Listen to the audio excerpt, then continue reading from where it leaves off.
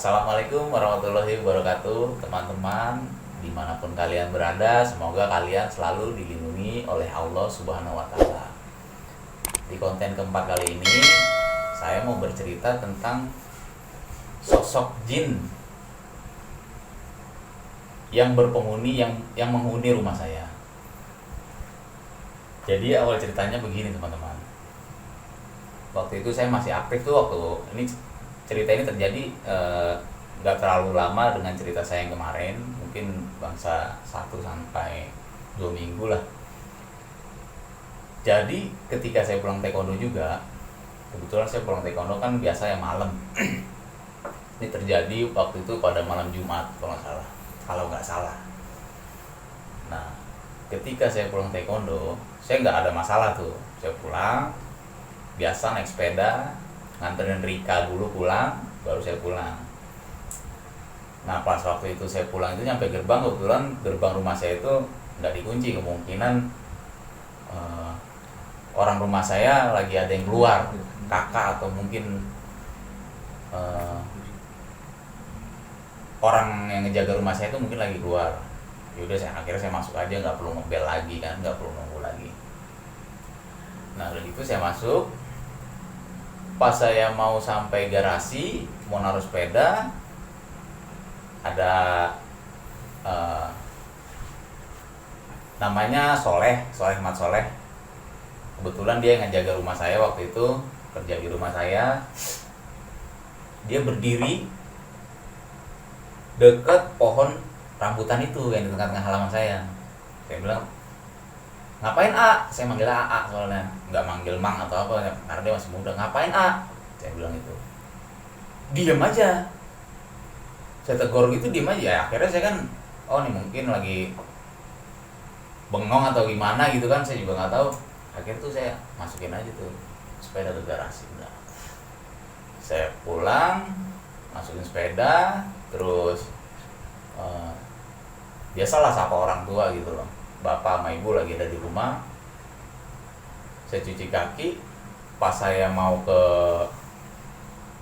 ruang TV, si Asoleh ini masuk, tapi dengan baju yang berbeda. Bingung ya kan. Akhirnya saya tanya, "Tadi ngapain, A, di bawah pohon rambutan? Kok bajunya udah ganti lagi?"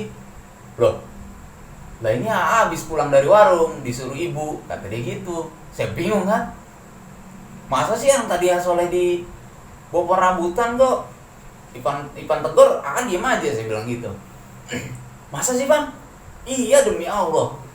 Sampai demi Allah saya bilang. Udah tuh pas Soleh ngomong bahwa itu bukan dia, mulailah tuh perasaan saya mulai deng lagi. Waduh, siapa nih? Saya bilang, mikir tuh saya. Nah, kebetulan waktu itu saya belum sholat isya. Saya sholat isya dulu. Pas habis sholat isya, entah kenapa perasaan saya tuh gak enak gitu loh. Akhirnya di situ saya ngewirid sebisa saya. Subhanallah, walhamdulillah, wala ilaha illallah, wallahu akbar. Wiridan setelah sholat.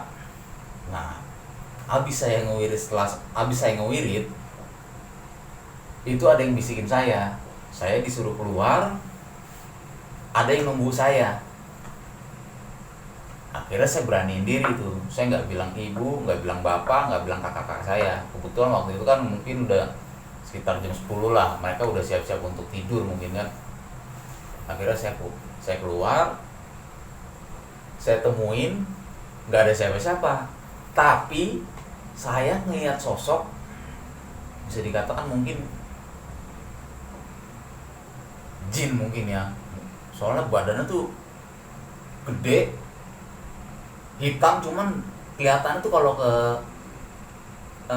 kiasan lampu taman itu kayak mengkilap gitu, kayak licin gitu. Kalau saya lihat badan tuh kayak licin gitu, itu gede, tinggi ya mungkin sampai 3,5 meter lah atau 4 meter. Saya beraniin diri, nemuin dia, untuk negor dia. Saya bilang, "Siapa yang manggil saya ke sini? Siapa yang ngebisikin firasat saya mungkin dia yang bisikin saya, nggak taunya bukan dia mungkin ya, mungkin orang entah siapalah yang sering ngebisikin saya hal-hal yang baik. Saya temuin, kenapa kamu mau di sini? Tadi kamu yang wujud. Saya tanya ke dia, tadi kamu yang wujud menyerupai Asoleh. Dia bilang iya dengan suara yang gimana ya, suaranya itu kayak suara hologram. Gimana sih kalau orang kayak suara hologram gitu, ngedengung gitu. Ngedenger suaranya ya udah merinding gitu loh. Dia bilang iya. Terus saya bilang lagi dia, karena menurut saya ini bahaya karena dia udah bisa berwujud menyerupai orang rumah saya. Saya takutnya nanti suatu saat mungkin berwujud jadi kakak saya atau mungkin jadi orang tua saya yang saya takutin. Saya punya mindset ke situ. Akhirnya saya tegur. Dalam hati saya terus zikir, subhanallah, walhamdulillah, wala ilaha illallah, wallahu akbar. Terus saya zikir, terus saya dawamkan dalam hati saya, karena saya juga takut kenapa-napa. Tapi saya percaya, saya yakin bahwa manusia itu makhluk paling sempurna. Makhluk Tuhan paling sempurna itu manusia. Saya masih yakin itu. Dan saya meyakini bahwa Allah itu selalu melindungi saya dimanapun saya berada. Jadi saya rasa takut saya agak sedikit hilang, walaupun saya melihat sosok yang aneh-aneh. Alhamdulillah sampai detik ini. Nah, saya tegur dia, kenapa kamu berwujud seperti Asoleh? Kenapa nggak tadi aja kamu berwujud asli ketika pertama saya ketemu kamu? Saya bilang gitu. Dia diem ya. Terus ada yang bisikin saya, nggak tahu kenapa, kamu terus zikir, nggak usah berbicara.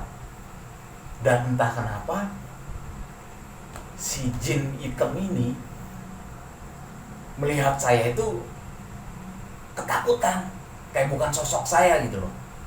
Entah kenapa dia ini ketakutan. Mungkin ada makhluk lain di belakang saya juga nggak tahu, karena saya belum ketemu pembimbing. Entah kenapa si jin ini langsung lemes dan langsung seperti kayak orang mau sujud, cuman nggak sujud, nggak nyampe sujud. Terus saya berbicara sama dia, sembahlah wahai jin Tuhan daripada manusia, berarti Allah kan. Dan dia langsung manggut aja, gitu loh, langsung nurut aja gitu.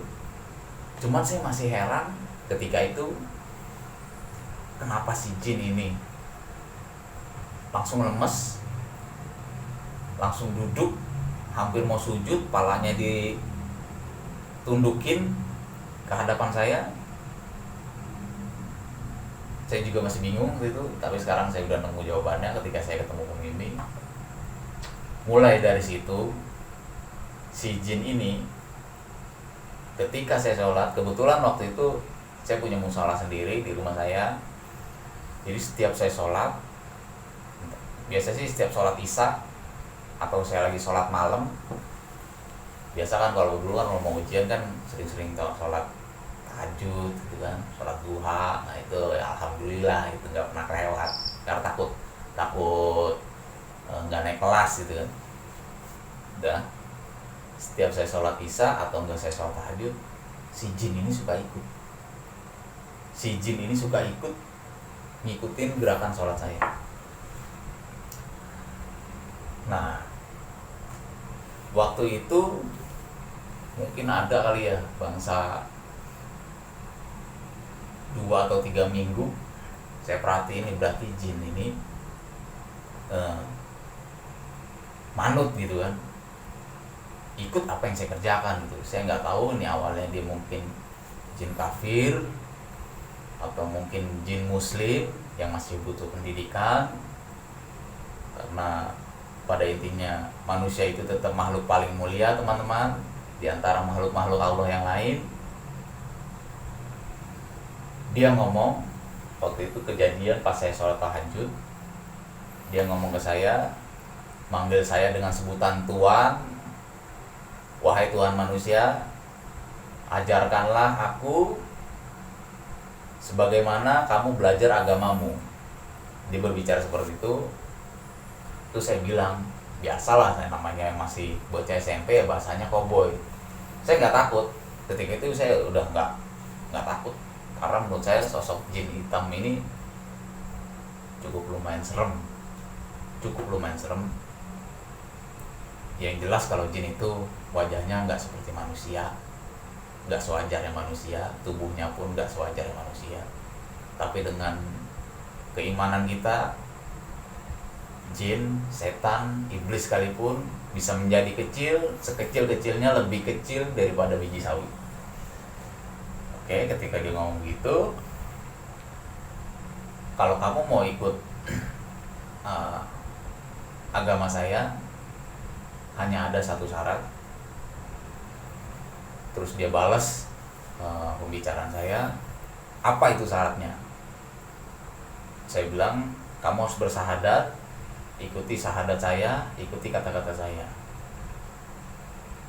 Terus dia kalau nggak salah itu bilang, baik Tuhan manusia.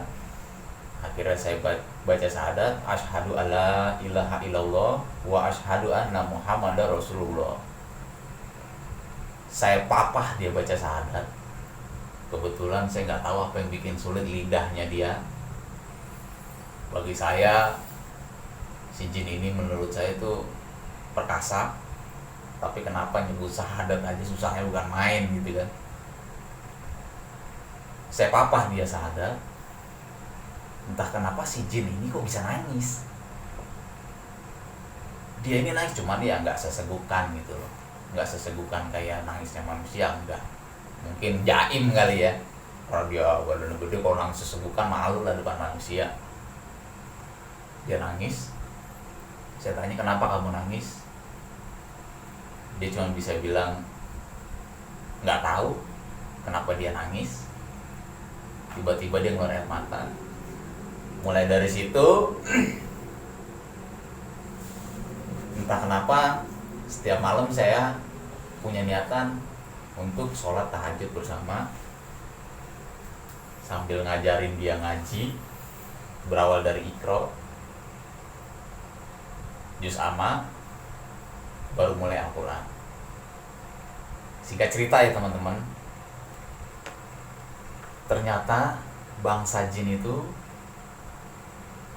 jika dia mau belajar itu nggak sesulit kita belajar. Ini buat edukasi aja.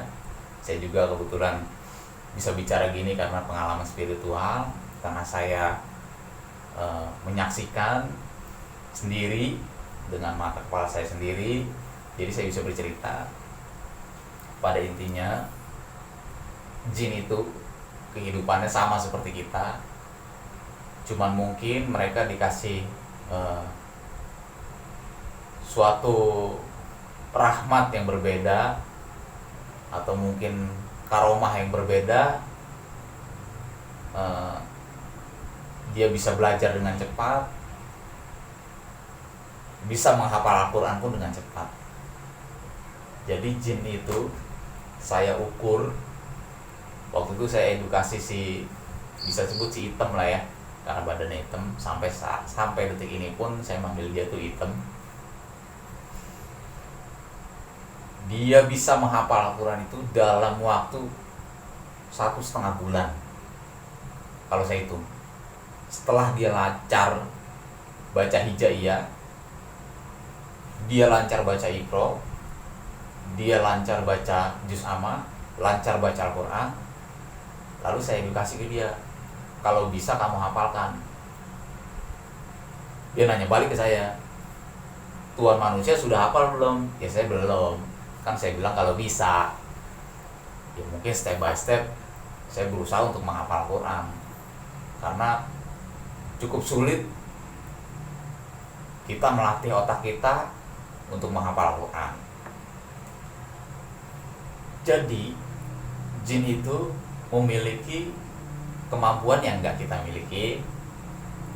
Seperti contohnya, dia bisa menghafal, dia bisa belajar dengan cepat. Beda seperti kita, belajarnya mungkin step by step. Kalau Bang Sajin itu bisa belajar cepat, saya juga nggak tahu. Wallahu a'lam bishawab. Allah menciptakan jin dengan kelebihannya seperti itu, saya juga masih kurang paham sampai sekarang, karena itu rahasia Allah mungkin. Ya udah pastilah ya, rahasia Allah. Dia menghafal Al-Quran dalam tempo waktu 1,5 bulan.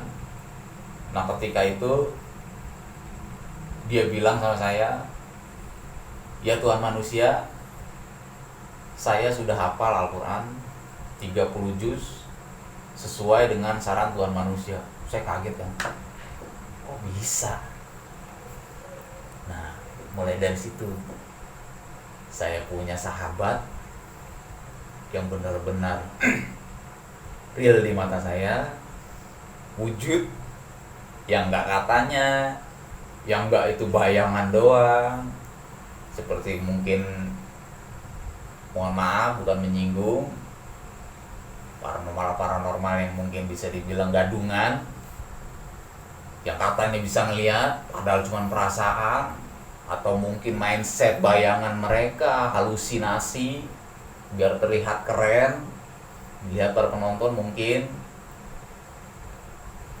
saya juga nggak tahu itu urusan mereka, tapi yang jelas saya punya sahabat sampai detik ini yang selalu support saya, yang selalu memberikan saya saran, yang jelas bukan saran-saran buruk menjebloskan saya ke neraka, enggak, saran-saran yang baik.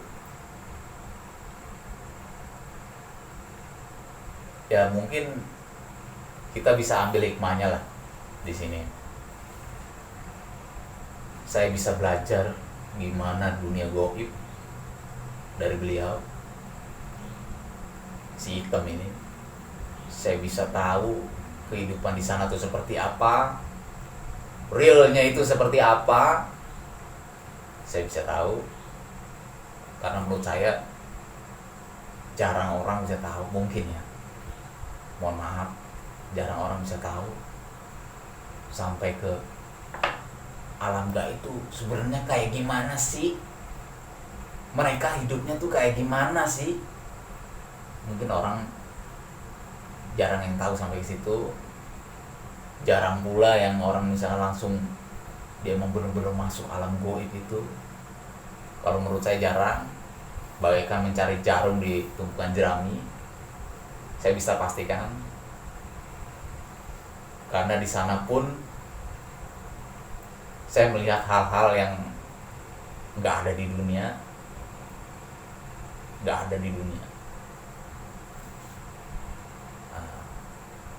Saya bisa tahu semuanya kehidupan di sana seperti apa berkat si beliau ini, gitu teman-teman. Mungkin kalau untuk ngupas kehidupan di sana mungkin next time kali ya, karena saya tuh bisa dibilang udah dibaiat. Jadi ada hal-hal yang nggak bisa saya ceritakan, dan ada hal-hal yang bisa saya ceritakan ke teman-teman, karena saya nggak mau melanggar hukum-hukum alam gaib, karena jarang sekali manusia yang bisa tembus ke sana, bisa berkomunikasi secara gamblang, itu jarang kali. Mungkin ada, tapi itu butuh mediasi, tapi nggak semudah itu jin bisa ditanya-tanya. Kehidupan sono itu nggak semudah itu. Oke teman-teman, mungkin sampai segini aja ceritanya. Saya juga bingung mau cerita apa lagi. Mungkin next saya akan cerita ketika saya ketemu pembimbing saya, sampai saya bisa seperti ini. Oke, sampai ketemu lagi di vlog 5. Assalamualaikum warahmatullahi wabarakatuh.